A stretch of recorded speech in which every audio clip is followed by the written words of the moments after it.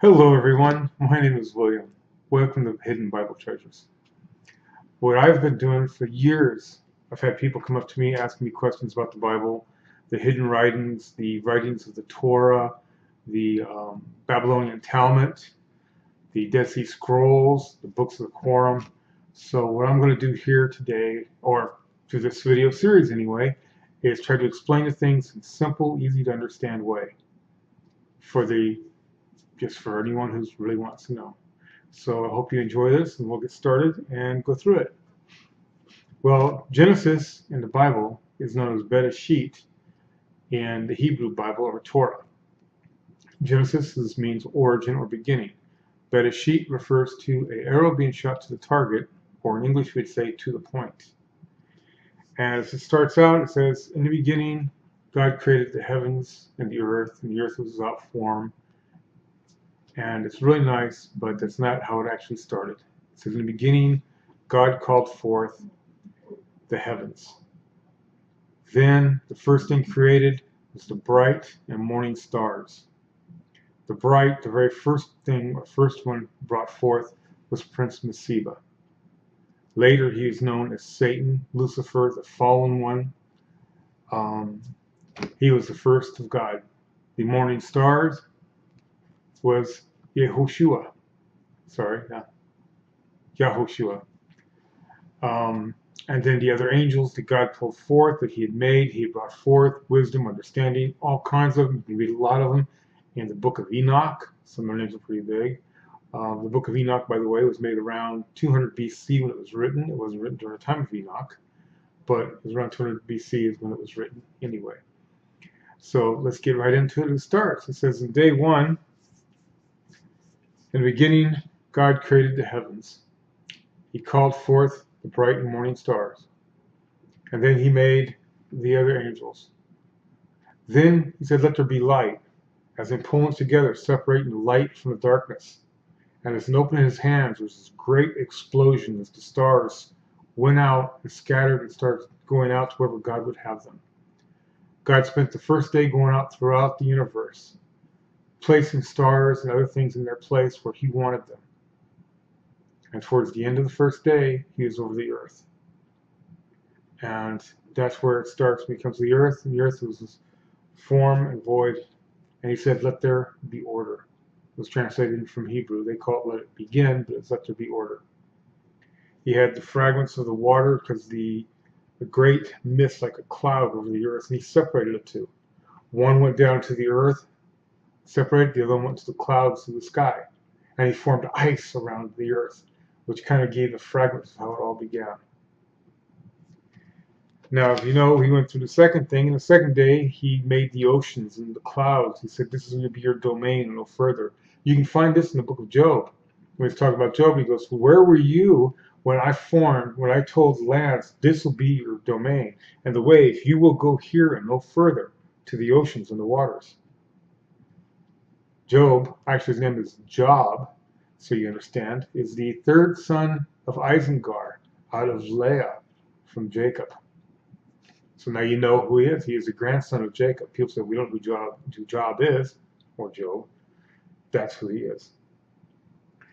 Then he goes down and he made the lands and the oceans. And then, doing this quickly, he put the sun on the fourth day, is more of when he actually said, let there be light, or at least light over the heavens. In Aramaic writings, it says, on the fourth day, the heavens gave up one of its own to sit over us. And it says that God put a moon, or a second one to govern the day, one to govern the night. For the sun shines and the moon reflects the sun's glory. And that's how he'd start the seasons.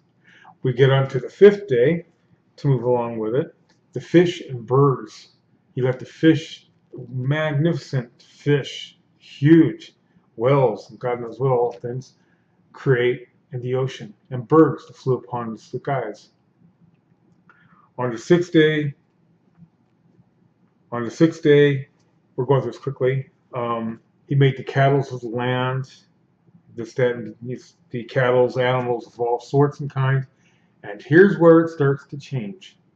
On the sixth day, God created the Elohim, which means governing body, asked Ab, God the Father, let us make man in our image, both male and female.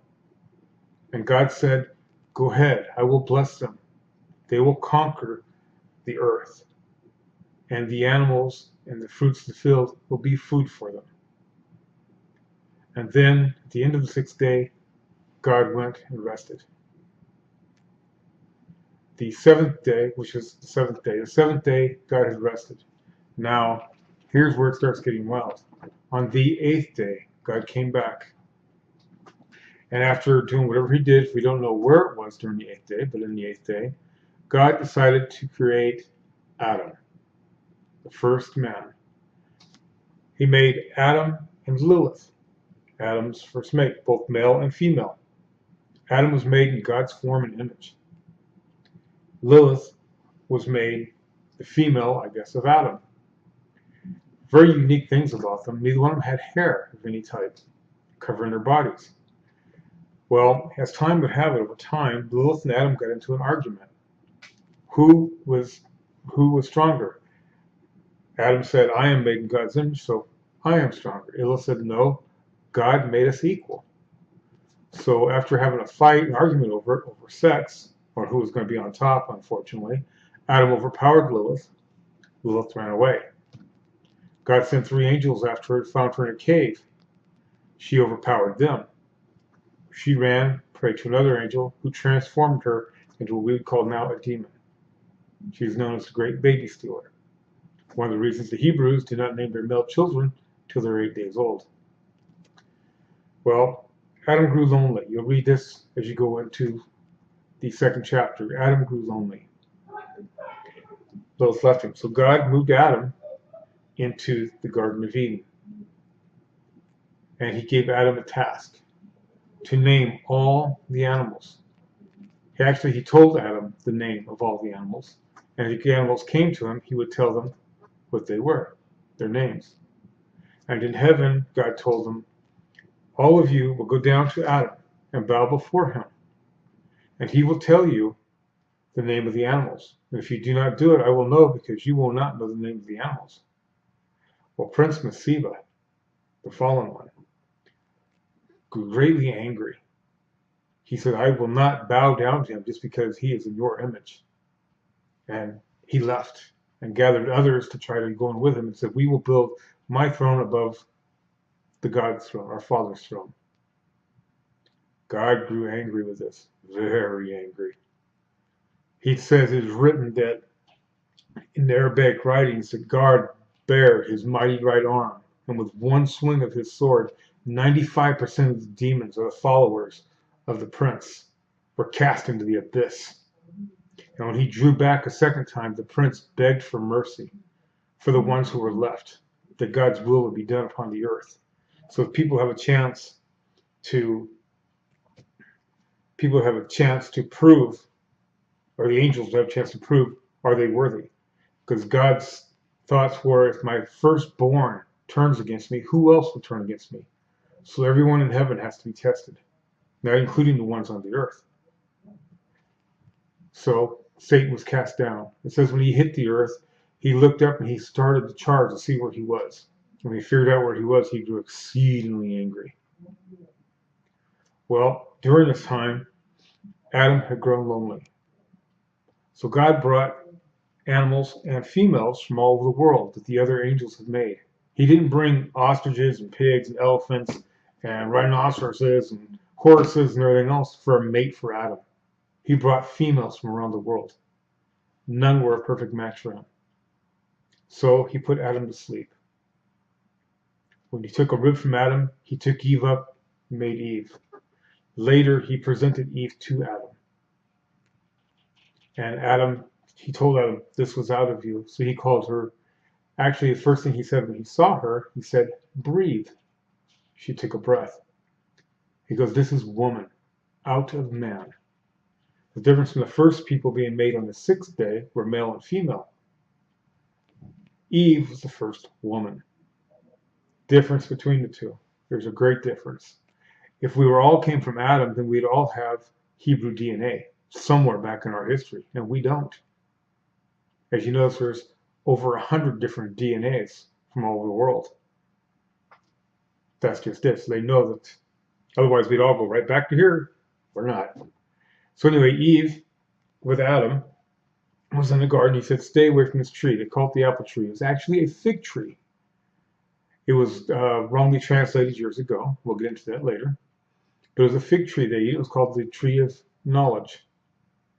Adam told Eve, stay away from it. Whatever you do, just stay away from the tree. Don't even touch it. Well, Satan, or the fallen prince, talked to Lilith. Lilith spoke through a snake to talk to Eve, like a woman to woman, saying, don't you want to have great knowledge? You won't die. And that's what caused Eve to eat the apple. Then when she explained to Adam, I didn't die. He goes, what have you done? She goes, I didn't die after eating the apple. Are you sure that was right? Adam took a bite. And after he took a bite, they both realized they were naked. That's when they grabbed the trees or the leaves from the fig tree, which is the forbidden tree. They took the leaves, covered their bodies, and tried to hide. Even when God came down to see them, he was trying to hide. And he goes, Adam, he comes up to me and goes, where are you? Why are you hiding from me? Adam says, because I am naked. And God says, who told you were naked? Then he asked him, did you eat of the tree I told you not to? And that's when he found out, and Adam and Eve were kicked out of the garden and sent away to Hebron. And he put an angel over the beginning of the garden with a fiery sword to keep them and everyone out.